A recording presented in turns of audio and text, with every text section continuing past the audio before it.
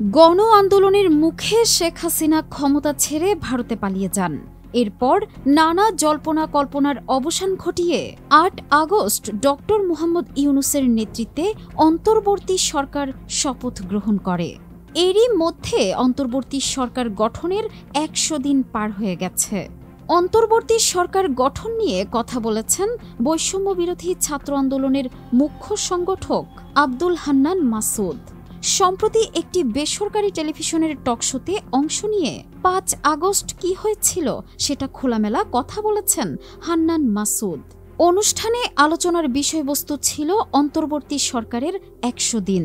আব্দুল হান্নান মাসুদ বলেন, জাতির কাছে এটি স্পষ্ট হওয়া দরকার গত ৫ আগস্ট কি হয়েছিল। মাসুদ জানান, ৫ আগস্ট সেনানিবাসে ছাত্রদের বাদ দিয়েই সরকার গঠন করতে চেয়েছিল রাজনৈতিক দলগুলোর সব নেতা। এ প্রসঙ্গে তিনি বলেন, ৫ আগস্ট আমরা যখন গুলি খাচ্ছিলাম বাসা থেকে বের হতে পারছিলাম না। চানখার পুলে লাশ পড়তেছিল। ঢাকা মেডিকেলে যখন লাশের সারি, তখন সেনানিবাসে রাজনৈতিক দলগুলোর নেতারা গিয়েছিলেন বৈঠক করতে, অথচ আসিফ মাহমুদ, নাহিদ ইসলাম তারা তখনও গুলির মধ্যে। তাদের খোঁজ কেউ নেয়নি।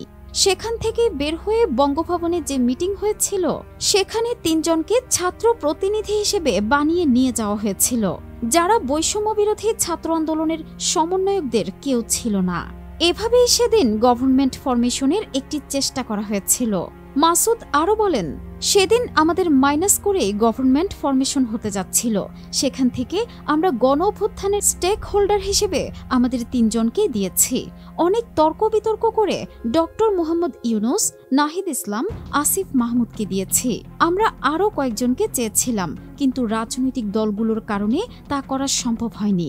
পরে মাহফুজ আবদুল্লাহকে যুক্ত করা হয়েছে। তিনি আরও বলেন, ৫ আগস্ট রাজনৈতিক দলগুলো বৈষম্য বিরোধী ছাত্রদের রক্তের সঙ্গে বেইমানি করেছিল, বৈষম্য বিরোধী ছাত্র আন্দোলনের প্ল্যাটফর্মের সঙ্গে প্রতারণা করেছিল। সেদিন বঙ্গভবনে বৈষম্য বিরোধী ছাত্র আন্দোলনের প্ল্যাটফর্মের বাইরের ৩ জনকে প্রতিনিধি হিসেবে নিয়ে যাওয়া হয়েছিল।